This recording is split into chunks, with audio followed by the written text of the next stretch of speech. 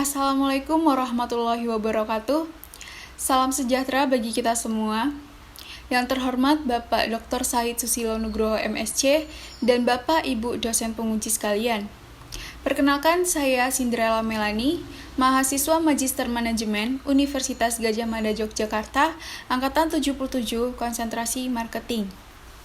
Pada kesempatan ini, saya akan menyampaikan hasil penelitian saya yang berjudul Pengaruh Desain Situs Belanja Daring dan Nilai yang Dirasakan pada Loyalitas Konsumen Blibli.com.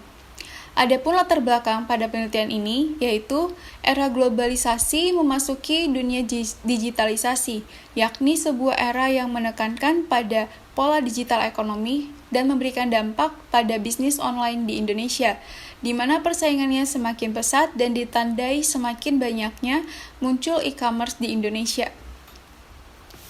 Kemudahan dalam mengakses internet memberikan konsumen akses informasi yang lebih detail mengenai suatu produk dan dapat dilakukan dimanapun dan kapanpun. Pada akhirnya ini akan merubah perilaku konsumen di mana menyukai kegiatan yang mudah dan praktis. Perubahan perilaku ini merupakan tantangan bagi perusahaan agar mampu memenuhi kebutuhan dan keinginan konsumen. Berdasarkan data yang diperoleh dari laman We Are Social di tahun 2021, menunjukkan bahwa Indonesia merupakan pengguna e-commerce tertinggi, di mana 88,1% pengguna internet di Indonesia ini menggunakan layanan e-commerce untuk membeli produk. Perilaku konsumtif dari masyarakat Indonesia menjadi alasan mengapa e-commerce akan terus berkembang. Nah, menurut data yang diperoleh dari laman iprice.co.id, dapat diketahui bahwa e-commerce yang paling sering dikunjungi di tahun 2021 adalah Tokopedia, sedangkan yang kedua itu adalah Shopee, kemudian Bukalapak, Lazada, Blibli, dan seterusnya. Dengan pesatnya persaingan di antara e-commerce memberikan tantangan bagi perusahaan dalam mengelola laman semenarik dan seefisien mungkin, sehingga sering dikunjungi oleh konsumen. Berdasarkan data yang diperoleh dari laman Statista di tahun 2021 menunjukkan bahwa Blibli mengalami penurunan pengunjung bulanan. Hal ini tentu berpengaruh terhadap niat pembelian konsumen. Nah, untuk dapat bertahan, Blibli harus mampu menghasilkan produk yang bernilai superior dan pelayanan yang berkualitas. Berdasarkan latar belakang tersebut, dijelaskan bahwa Blibli dituntut untuk mendapatkan loyalitas konsumen yang dilihat dari bagaimana cara menampilkan produk yang sesuai dengan aslinya serta kualitas yang ditawarkan. Nah, adapun tinjauan konsumen pada penelitian ini, terdapat 3 responden yang memberikan tinjauan konsumen. Responden pertama mengatakan bahwa tampilan laman e-commerce sangat mempengaruhi kenyamanan dalam berbelanja. Untuk responden kedua mengatakan laman yang menarik dan mudah dimengerti juga sangat penting dan menjadi nilai plus bagi e-commerce. Dan yang responden ketiga mengatakan bahwa kesesuaian informasi yang diterima dan yang diberikan oleh e-commerce ini adalah sangat penting bagi konsumen. Selanjutnya adalah rumusan masalah. Pada penelitian yang terdahulu dilakukan oleh Molinillo dan kawan-kawan di tahun 2021 menunjukkan bahwa nilai yang dirasakan adalah pendorong penting loyalitas konsumen. Nah, pada penelitian ini dilakukan untuk membuktikan secara empiris bagaimana pengaruh desain situs belanja daring dan nilai yang dirasakan pada loyalitas konsumen Blibli.com melalui pengujian kembali model Molinillo dengan kondisi demografi yang berbeda. Terdapat 7 pertanyaan riset pada penelitian ini, yaitu sebagai berikut. Selanjutnya adalah tujuan riset. Tujuan riset ini yaitu untuk mengetahui pengaruh desain situs belanja daring dan nilai yang dirasakan pada loyalitas konsumen Blibli.com. Adapun lingkup risetnya merupakan riset ini adalah replikasi dari jurnal Molinillo yang berasal dari Spanyol, namun jurnal ini harus disesuaikan dengan Indonesia. Nah, untuk landasan teori dan pengambilan hipotesis, pada penelitian ini menggunakan teori SOR, di mana menurut Mehrabian dan Russell di tahun 1974 itu mengatakan bahwa model SOR adalah 3 proses perilaku manusia, yaitu persepsi rangsangan eksternal atau lingkungan yang akan mempengaruhi keadaan emosional dan kognitif, serta memberikan dorongan respons sadar atau tidak sadar kepada konsumen. Selanjutnya, terdapat 8 variabel yang digunakan pada penelitian ini. Pertama, kualitas informasi merupakan tingkatan relevan, ketepatan waktu, aman, serta disajikan dengan rancangan data yang baik dalam suatu laman. Kedua, kualitas layanan berkaitan dengan kehandalan, daya tangkap, dan keamanan yang diberikan pada konsumen. Ketiga, penghargaan dan pengakuan merupakan ketika konsumen merasa dihargai dan diakui, maka akan menimbulkan loyalitas konsumen. Keempat, konsumerisasi yaitu strategi yang dilakukan untuk merespon permintaan konsumen serta dapat menambah variasi produk. Kelima, nilai yang dirasakan ini adalah perbandingan antara manfaat yang dirasakan konsumen dari penawaran produk dengan biaya untuk mendapatkan produk tersebut. Yang keenam, niat pembelian ulang merupakan komitmen yang terbentuk setelah melakukan pembelian yang berkesan positif sehingga konsumen merasa puas terhadap pembelian tersebut. Yang ketujuh, iwang positif adalah bentuk komunikasi yang dilakukan oleh konsumen yang sudah melakukan pembelian produk melalui media internet. Nah, yang kedelapan, keterlibatan konsumen adalah interaksi berulang antara konsumen dan perusahaan yang mampu memperkuat pembelian. Mode riset pada penelitian ini adalah replikasi dari jurnal Molinillo dengan 7 hipotesis utama, yaitu sebagai berikut. Selanjutnya adalah metode penelitian. Untuk strategi riset, jenis penelitian pada penelitian saya ini adalah kuantitatif dengan mengumpulkan informasi dari responden melalui penyebaran kuesioner. Nah, untuk metode pengambilan sampel menggunakan metode non-probability sampling dengan teknik sampling purposive sampling menggunakan 2 kriteria. Yang pertama, responden berjenis kelamin pria maupun wanita berusia minimal 15 tahun, dan yang kedua pernah melakukan pembelian produk di situs belanja daring blibli.com dalam 3 bulan terakhir. Untuk pengujian instrumen terdapat 2 uji. Yang pertama adalah uji validitas dan uji reliabilitas.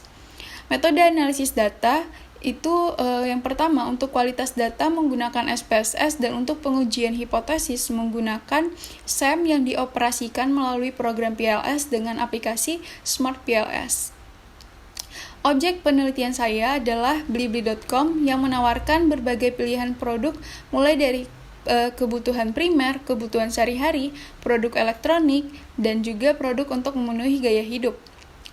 Yang selanjutnya ini adalah profil responden.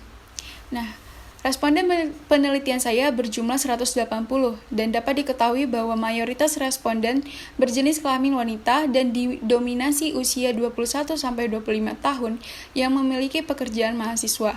Sedangkan kriteria pendidikan terakhir yaitu lulusan sarjana dengan pengeluaran bulanan berkisar 1 juta sampai 1.999.000.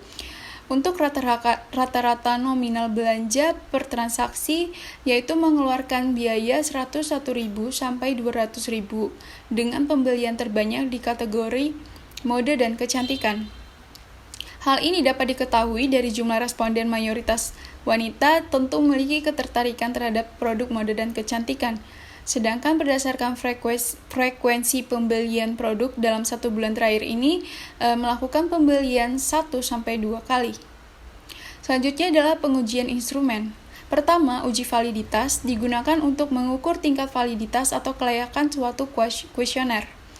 Berdasarkan hasil validitas dapat diketahui bahwa nilai faktor loading pada setiap variabel laten yang diteliti menunjukkan hasil melebihi dari 0,5.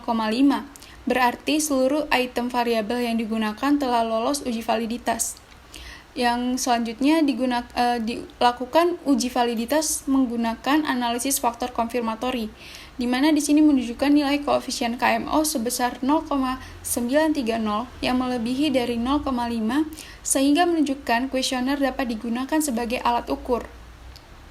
Selanjutnya adalah uji reliabilitas, digunakan untuk mengetahui sejauh mana kestabilan dan konsistensi alat ukur. Berdasarkan hasil uji reliabilitas, dapat diketahui bahwa variabel memiliki nilai Cron-Benz alpha melebihi 0,6 dan nilai composite reliability melebihi 0,7, sehingga dapat disimpulkan masing-masing variabel telah lolos uji reliabilitas. Selanjutnya adalah hasil penelitian. Yang pertama ini adalah statistika deskriptif. menunjukkan bahwa masing-masing variabel memiliki nilai standar deviasi melebihi 0,5, berarti memiliki variasi dan keragaman sampel yang cukup tinggi.